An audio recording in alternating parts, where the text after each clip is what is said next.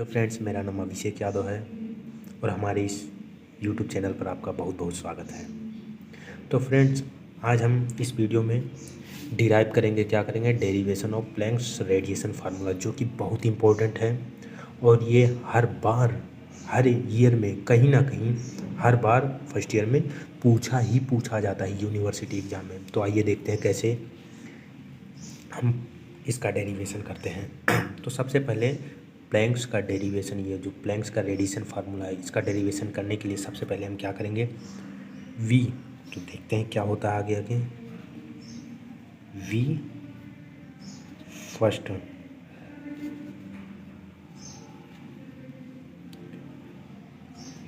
Calculate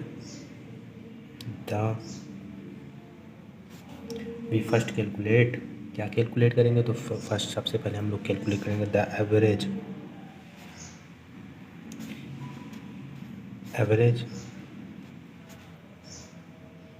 energy of Planck's. We first calculate the average energy of Planck's oscillator. सबसे पहले planks oscillator की हम average energy को calculate करेंगे और जिसकी फ्रीक्वेंसी होगी म्यू। ठीक है, तो we first calculate the average energy of Planck's oscillators. ठीक है, जिसे क्या हम कहेंगे शॉर्ट फॉर्म में बोले तो ई एवरेज, इस तरह से करेंगे। ठीक है, ऑफ की जगह पर हम लोग हैविंग भी कर सकते हैं। ठीक है, हैविंग फ्रीक्वेंसी म्यू। ठीक है, तो हम सबसे पहले प्लैंक्स ऑसिलेटर की एवरेज एनर्जी कैलकुलेट करेंगे जिनकी फ्रीक्वेंसी म्यू होगी। ठीक है, तो लेट अज्यूम, सबसे पहले हम क्या करेंगे, तो इसके बाद लेट अज्यूम, क्या अज्यूम करते हैं हम, n equal to total number of oscillator या total number of Planck's oscillator. ठीक है, टोटल नंबर ऑफ ऑसिलेटर। तो मान लिया कि हमारे पास जो भी ऑसिलेटर हैं वो कितने हैं, n, उनकी संख्या n है। और E इक्वल टू ई भी मान लेते हैं, ये क्या है, टोटल एनर्जी या एनर्जी ऑफ टोटल ऑसिलेटर। ठीक है, तो अपने पास जितने ऑसिलेटर्स हैं ना, उनकी एनर्जी कितनी है, उन सभी की एनर्जी का सम है वो ही है। तो इससे क्या होगा, इसीलिए ई एवरेज, जो हमारा ई एवरेज निकल कर आएगा वो हो जाएगा E/N। ठीक है, अब कहोगे भाई ये कौन सा इक्वेशन है, तो ऐसा कुछ नहीं, ये तो सिंपल है जो कि हम आमतौर पर पढ़ते ही आते हैं। तो ई एवरेज निकालने का क्या होगा, टोटल एनर्जी बटे टोटल नंबर ऑफ ऑसिलेटर। ठीक है, तो इसे इक्वेशन नंबर 1 हम मान लेते हैं। क्या मानते हैं, इक्वेशन नंबर 1 मानते हैं। फिर इसके आगे क्या करेंगे, इसके आगे करने के लिए हम और आगे बढ़ते हैं थोड़ा। तो late n0 n1 n2 n3 तो ऐसे इन्फिनाइट नंबर ऑफ ऑसिलेटर होंगे। ठीक है, let n1 n2 n3 are the oscillator, are the number of oscillator. ठीक है, number of oscillator, number of oscillator having energy,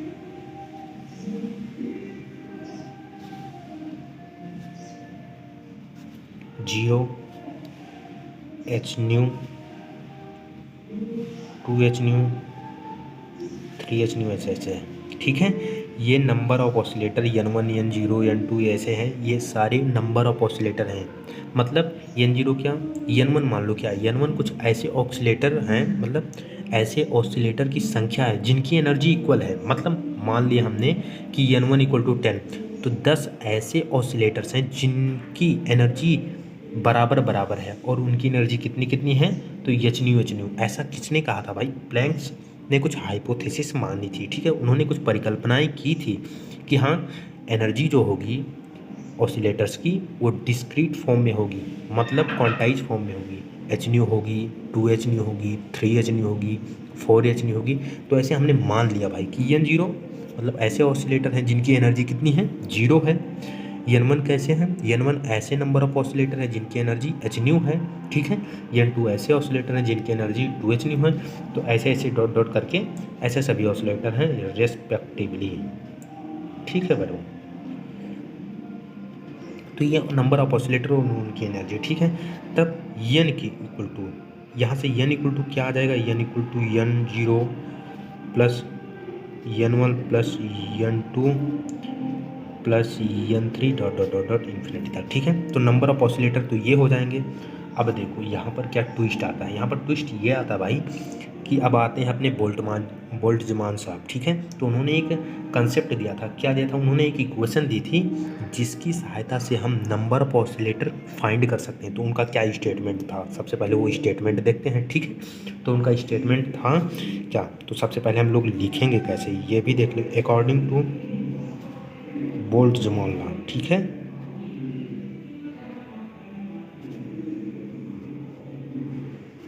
according to Boltzmann law, ठीक है। According to Boltzmann law क्या लिखेंगे, the number of oscillator,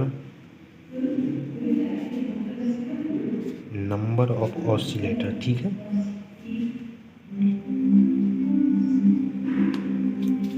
having energy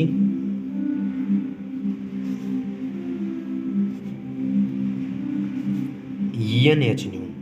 N यहाँ पर क्या है, एन वेरिएबल है, एन 0 हो सकता है, 1 हो सकता है, 2 हो सकता है, 3 हो सकता है। तो ऐसा प्लैंक्स ने कहा था क्या, नंबर ऑफ ऑसिलेटर, कितने ऑसिलेटर होंगे जिनके पास एनर्जी एच न्यू है एंड एन एच न्यू, ठीक है, उनकी एनर्जी एन एच न्यू है at a given temperature T, at given temperature T, एक गिवन टेम्परेचर टी पर नंबर ऑफ ऑसिलेटर कितने होंगे, तो number of oscillator N equal to N naught e पे power minus N H nu upon k T, ठीक है। तो ये नंबर ऑफ ऑसिलेटर की क्या दिया उन्होंने, ये फार्मूला दिया उन्होंने, N equal to N naught e के power N minus h nu upon k T, ठीक है। तो यहाँ से हम क्या कर सकते हैं, नंबर ऑफ ऑसिलेटर जो थे ना, हम उनकी संख्या निकाल सकते हैं कि एक्चुअल में कितने ऑसिलेटर रहे होंगे उस टाइम, ठीक है। तो हम लोग क्या करते हैं, फ्रॉम इक्वेशन 1, ठीक है, इक्वेशन 2 से मान लेते हैं,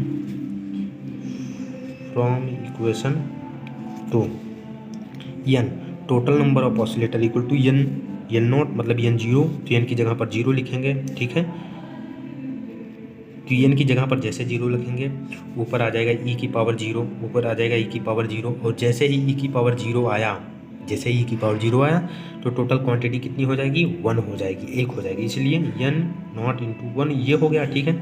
प्लस फिर उसके बाद में 1 वैल्यू डालेंगे, एन की वैल्यू कितनी डालेंगे, 1 डालेंगे, और 1 जैसे हम डालेंगे तैसे क्या पाएंगे, n1 की वैल्यू पाएंगे, और n1 की वैल्यू कितनी होगी, n0 ई की power minus N H nu upon k T, ये हो गया।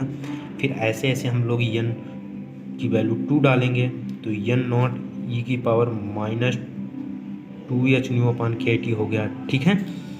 प्लस n की वैल्यू 3 डालने पर 3h new upon k T हो गया, ऐसे डॉट डॉट डॉट करके ऐसे इन्फिनिटी तक होगा, ठीक है। अब इसे आगे सॉल्व करते हैं।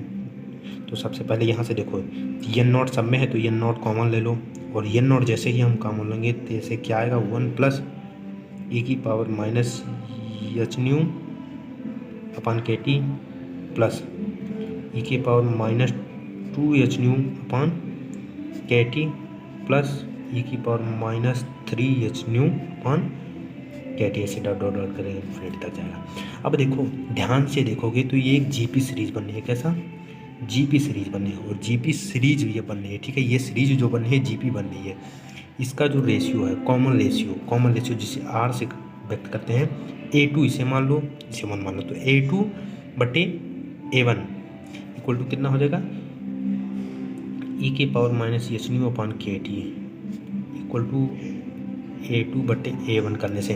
अच्छा यहाँ से भी कर सकते हो, देखो A3 बटे A2 करने पर भी आएगा कितना, ई के power minus h nu upon k T, तो कॉमन रेशियो आर है, तो ये क्या है, जीपी सीरीज है। ये जो सीरीज अपनी आई है जीपी सीरीज है, ये एक सीरीज कैसी है, जीपी सीरीज, जिसका कोसेंट रेशियो, जिसका कॉमन रेशियो आया इतना आया, ठीक है, ई की पावर माइनस के टी। अब देखो जीपी सीरीज का इन्फिनाइट का सम कैसे निकालते हैं, यदि सीरीज अपनी है क्या 1, ठीक है, प्लस यक्स मान लो, यही सब चीज़ें हैं, इसको अगर यक्स मान लेना इक्वल टू यक्स मान ली, x square plus x cube ऐसे डॉट डॉट करके है ना। तो इसका यस इन्फिनिटी इक्वल टू क्या होता है ए बट्टे 1 माइनस आर, जो कि आप पढ़ ही चुके होंगे भाई, ऑब्वियस बात है। तो ये 1 माइनस यक्स हो जाएगा। इसीलिए यहाँ से क्या आएगा यन नॉट, ठीक है। ए की वैल्यू कितनी आई 1 आई है, 1 ये हो जाएगा, ठीक है। माइनस ई के power minus h nu upon k T, ये हमारी वैल्यू आ गई एन की। तो ये नंबर ऑफ ऑसिलेटर की वैल्यू आ चुकी है हमारे पास, ठीक है भाई। इसको मान लेते हैं हम इक्वेशन नंबर 3। अब हम क्या करेंगे, अब यहाँ से तो हमारी वैल्यू आ गई, नंबर ऑफ ऑसिलेटर की वैल्यू आ गई। अब हमें टोटल एनर्जी काउंट करना है, तभी तो ई एवरेज निकलेगा अपना। तो इसके लिए हम क्या करेंगे, तो इसके लिए आगे बढ़ते हैं भाई, चलो ठीक है। अब ई एवरेज के लिए हम क्या करते हैं, तो लिखेंगे for total energy, for total energy E क्या होगा, ई इक्वल टू अपना क्या आ जाएगा, ई इक्वल टू आ जाएगा। तो देखो एन जीरो ऑसिलेटर थे जिनकी एनर्जी कितनी थी 0 प्लस, ठीक है ना। एन वन ऑसिलेटर थे जिनकी एनर्जी कितनी थी एच न्यू करके थी, प्लस एन टू ऑसिलेटर थे, अपने पास एन टू ऑसिलेटर थे जिनकी एनर्जी कितनी थी, तो उनकी एनर्जी थी 2 H nu, plus N three oscillator थे जिनकी एनर्जी कितनी थी 3 H new.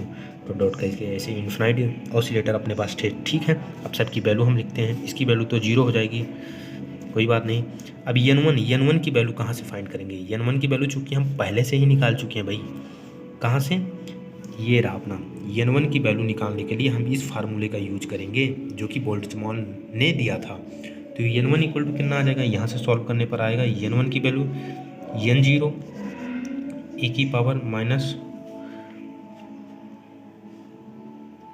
H nu upon k T, ये एन वन की वैल्यू आई, इंटू एच न्यू आ जाएगा अपने पास, प्लस एन टू की वैल्यू निकालने के लिए एन नॉट ई की power minus 2 H nu upon k T into 2 H new आ गया, ठीक है। ऐसे एन थ्री निकालेंगे, एन थ्री की निकालने के एन नॉट ई की power minus 3 H nu upon k T into 3 H new, ऐसे ऐसे इन्फिनिटी तक हो जाएगा। या और आगे देखते हैं, तो देखो एन नॉट सब में कॉमन है और एच न्यू सब में कॉमन है, तो यहाँ से हम कॉमन क्या ले लेंगे, N not H nu common लिए, और एन नॉट एच न्यू जैसे हम कॉमन लेंगे तो फिर बचेगा क्या, बचेगा ई की power minus h nu upon k T, H nu upon k T बचा, प्लस ई की पावर माइनस 2, ठीक है। यहाँ पर 2 बचेगा, ई की power minus 2 H nu upon k T ये बचा, प्लस 3 ई की power minus 3 H nu upon k T बचा, ऐसे ऐसे करके करके इन्फिनिटी तक ये हो जाएगा, ठीक है। अब यदि ध्यान से देखो भाई, तो यहाँ पर ई की पावर माइनस एच न्यू भी कॉमन होता है, कॉमन आ रहा है, कैसे आ रहा है देखो, ई की पावर एच न्यू ऐसे कॉमन आ रहा है। देखो ई की पावर मान लो यहाँ पर है क्या 1 है, प्लस ई की पावर 2 है, प्लस ई की पावर 3 है, तो यहाँ से ई कॉमन ले सकते हैं, तो यहाँ पर कितना बचेगा 1 प्लस ई स्क्वायर, ऐसे बचेगा ना, ऐसे ही होता है कॉमन एक्सपोनेंशियल के टर्म में। तो फिर क्या होगा, एन के पावर यहाँ से minus h nu upon k T common लेंगे ना, तो ये क्या हो जाएगा एच न्यू, ये तो है ही है, ई की power minus h nu upon k T को कॉमन लिया हमने, तो 1 बचा। अभी मैं बाद में आपको बताऊंगा कि हम लोग ऐसे कॉमन क्यों लेते जा रहे हैं भाई, इसके पीछे कोई ना कोई रीजन होगा, ऑब्वियस बात है भाई, रीजन है इसके पीछे, इसीलिए हम ई की power minus h nu upon k T को कॉमन ले रहे हैं, ठीक है। तो ये हो जाएगा प्लस 2 ई के power minus h nu upon k T बचेगा, प्लस 3 ई की power minus 2 H nu upon k T dot dot dot infinity तक हो जाएगा। अच्छा, यहाँ पर समझने वाली बात ये भी है भाई, क्या है, ई की पावर जैसे minus 3 H nu upon k T है, ठीक है, इस चीज़ को यहाँ पर कर देते हैं के टी है। अगर इसमें भाग देते हैं हम या कॉमन लेते हैं ई की power minus h nu upon k T, ठीक है, तो ये ऊपर शिफ्ट होगा और minus 3 H nu upon k T plus H nu upon k T से इक्वल टू कितना हो जाएगा, ई की power minus 2 H nu upon k T हो जाएगा, ठीक है। तो यहाँ से ये अपना आता है, ठीक है। अब आगे का क्या देखते हैं, आगे का हम लोग देखते हैं आगे कैसे क्या होगा। तो देखो एच बी नो क्या हम जानते हैं according to binomial theorem, according to binomial theorem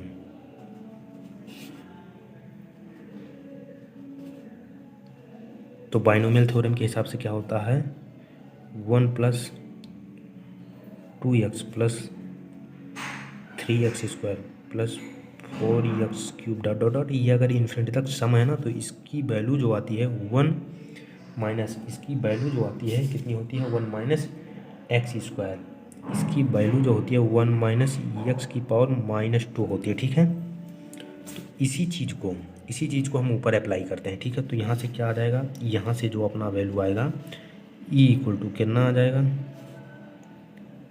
n0 h⁻, n0 h⁻, e⁻⁻h⁻/kT, ये तो हो ही जाएगा, इंटू 1, और यहाँ पर x की वैल्यू जो है e⁻⁻h⁻/kT है, x की वैल्यू जो है ना। ठीक है, इसकी पावर -2 हो गया। अब इसको और सिंप्लीफाई करेंगे तो n0 है, ये h⁻, e⁻⁻h⁻/kT है बटे, ठीक है 1 - e⁻⁻h⁻/kT, ये आ गया ना e की वैल्यू, यहाँ से आ गया ये अपना। ठीक है, तो ये अपनी वैल्यू आ गई, इसको मान लेते हैं इक्वेशन नंबर 4। तो ठीक है, यहाँ तक तो ये अपना हो गया। फिर क्या करेंगे हम, अभी ई एवरेज ज्ञात करेंगे। ई एवरेज निकालने के लिए from equation 1, now from equation 1 से क्या करेंगे, ई एवरेज निकाल। तो देखो फ्रेंड्स, ई एवरेज निकालने के लिए सबसे पहले क्या करेंगे, ई एवरेज निकालने के लिए E/N किया हमने, ई की वैल्यू रखी जो कि यहाँ से आया इक्वेशन 4 से, एन की वैल्यू हमने रखी, ये वाली एन की वैल्यू है जो कि रखी हमने कहाँ से, इक्वेशन नंबर 3 से। ठीक है, तो इसको सिंप्लीफाई पहले किया, यहाँ तक पहुँचे हम। ठीक है, फिर उसके बाद में ई एवरेज e⁻⁻h⁻/kT कॉमन लिया, तो यहाँ से ये कैंसिल हुआ, बाकी ई एवरेज कितना बचा अपना e⁻h⁻, ये हो गया, क्या हुआ h⁻e⁻h⁻/kT -1। अभी ये हमारा ई एवरेज निकल, इसके बाद देखेंगे ई एवरेज तो अपना निकल गया। फिर उसके बाद क्या करेंगे हम लोग, तो अब देखो, अब यहाँ पर बात आती है रेले जीन्स की। उन्होंने भी एक लॉ दिया था जिसका इसमें यूज हुआ है। तो रेले जीन्स ने क्या कहा था, number of oscillators, Rayleigh Jeans का अपना दिया हुआ लॉ था, क्या था, नंबर ऑफ ऑसिलेटर्स। ठीक है, number of oscillators per unit area, क्या, per unit volume, number of oscillators per unit volume. ठीक है, पर यूनिट वॉल्यूम लाइंग, क्या लिखेंगे, lying in the frequency range, lying in the frequency range mu and mu plus d mu. तो उन्होंने क्या कहा, जो अपने रेले जीन्स हिसाब थे, उन्होंने कहा नंबर ऑफ ऑसिलेटर, जो ऑसिलेटर की संख्या होती है ना, फ्रीक्वेंसी रेंज, मान लिया उन्होंने कि फ्रीक्वेंसी रेंज म्यू और म्यू प्लस ड्यू म्यू के बीच जो नंबर ऑफ ऑसिलेटर होंगे पर यूनिट वॉल्यूम में, उनकी संख्या कितनी होगी, उनकी संख्या होगी एच गिवन बाई, उनकी संख्या उन्होंने बताने का एक फार्मूला दे दिया, एच गिवन बाई, उन्होंने एक फार्मूला दिया जो कि था इक्वल किसके, 8π। ठीक है, 8π μ²/c³, और ये फार्मूला था डी म्यू। तो ये फार्मूला रेले जीन्स साहब ने दिया था। ठीक है, ये फार्मूला किसने दिया था, रेले जीन्स। तो number of oscillator per unit volume lying in the frequency range mu and mu plus d mu as given by, किसके द्वारा दिया गया था, ये भी लिखते हैं, रेले एंड जीन्स। इन दो साइन number of oscillator per unit volume lying in the frequency range, इतना में ज्ञात हो गया। अब देखो, मुझे पर यूनिट वॉल्यूम और फ्रीक्वेंसी रेंज में क्या नंबर ऑफ ऑसिलेटर की संख्या पता चली गई, और हमें ई एवरेज का वैल्यू भी पता है। तो हम लोग कैसे आगे का फार्मूला डिराइव करेंगे, तो कुछ नहीं, इसमें जो प्लैंक्स ने जो रेडिएशन का फार्मूला दिया था वो क्या था, फार्मूला यह था कि energy of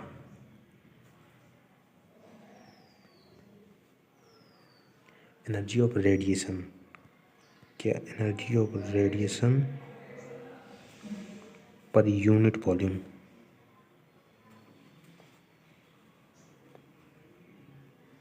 energy of radiation per unit volume, इसे ही हम क्या कह सकते हैं, एनर्जी डेंसिटी। इसे ही क्या कह सकते हैं हम लोग, एनर्जी डेंसिटी। इसे ही एनर्जी डेंसिटी कह सकते हैं। इसको व्यक्त किससे करते हैं, तो म्यू से हम लोग, यू से व्यक्त करते हैं एनर्जी डेंसिटी को, ठीक है। लेकिन इसके साथ साथ हम लोग फ्रीक्वेंसी, क्योंकि यह फ्रीक्वेंसी का फंक्शन होगा, क्योंकि यह फ्रीक्वेंसी डिपेंडेंट है, ठीक है। और किस रेंज में था, D mu, mu plus D mu range में था। तो एनर्जी डेंसिटी म्यू, ये mu U mu D mu equal to कितना हो जाएगा, ये हो जाएगा अपना number of oscillator, number of oscillator per unit volume, जो कि पर यूनिट वॉल्यूम, ठीक है, जो कि फ्रीक्वेंसी रेंज किसमें, म्यू, जो कि frequency range mu and D mu में लाई करते हैं नंबर ऑफ ऑसिलेटर, ठीक है। तो number of oscillator into E average. अब खुद ही सोचो, यदि हमें एनर्जी डेंसिटी चाहिए तो क्या करना होगा भाई, नंबर ऑफ ऑसिलेटर्स जो कि यूनिट वॉल्यूम में पाए जाते हैं, और एवरेज एनर्जी, एवरेज एनर्जी मतलब क्या, औसतन एक ऑसिलेटर की एनर्जी है, तो एवरेज एनर्जी का मल्टीप्लाई कर देंगे तो इससे हमें क्या पता चल जाएगा, energy of radiation per unit volume पता चल जाएगा। तो इसकी वैल्यू जो अपनी आएगी, तो देखो फ्रेंड्स आगे का क्या देखेंगे। तो सबसे पहले number of oscillator per unit volume lying in the frequency range इतना ना, जो कि रेले जीन्स के द्वारा दिया गया था, वो था 8 पाई म्यू स्क्वायर बटे सी क्यू डी म्यू, ठीक है। अब क्या करेंगे, इसके आगे हम लोग क्या करेंगे, energy of radiation per unit volume, जो कि हमें निकालना था, एक्चुअल में हमें फाइंड करना था, और इसे ही एनर्जी डेंसिटी कहते हैं। वो क्या हो जाएगा, यू म्यू डी म्यू। तो ये इसकी वैल्यू कैसी आएगी, तो number of oscillator per unit volume, ठीक है, नंबर ऑफ ऑसिलेटर, और एवरेज एनर्जी, एवरेज एनर्जी मतलब औसतन एक ऑसिलेटर की एनर्जी कितनी होगी, और यूनिट वॉल्यूम में कितने ऑसिलेटर पाए जाएंगे, इनका मल्टीप्लाई कर देंगे तो अपना एनर्जी डेंसिटी आ जाएगा। तो ठीक है, इनको मल्टीप्लाई, ई एवरेज, तो नंबर ऑफ ऑसिलेटर की वैल्यू तो हमने रख दी, ई एवरेज हमने निकाला था, कहाँ से निकाला था, इक्वेशन नंबर 5 से, जिसकी वैल्यू है एच न्यू अपन इन 2। तो ई एवरेज की वैल्यू हम रखेंगे, ई एवरेज की वैल्यू कितनी थी, एच न्यू अपान ई की पावर माइनस नहीं रहेगा, एच न्यू अपान के टी -1, ये हुआ। तो mu mu D mu equal to कितना हो जाएगा, 8 पाई, ठीक है, एच, अब यहाँ पर म्यू स्क्वायर था इंटू म्यू करेंगे, म्यू क्यूब अपान सी क्यूब, ठीक है, डी म्यू आ जाएगा इंटू 1 अपान ई की पावर एच न्यू अपान के टी -1। तो यही फाइनल फार्मूला अपना है भाई, जो कि आ गया, और इसी को कहते हैं क्या, इसी को कहते हैं, this is the plank radiation formula, ठीक है। तो फाइनली एंड में हम लोग लिख क्या देंगे, दिस इज प्लैंक्स, ठीक है,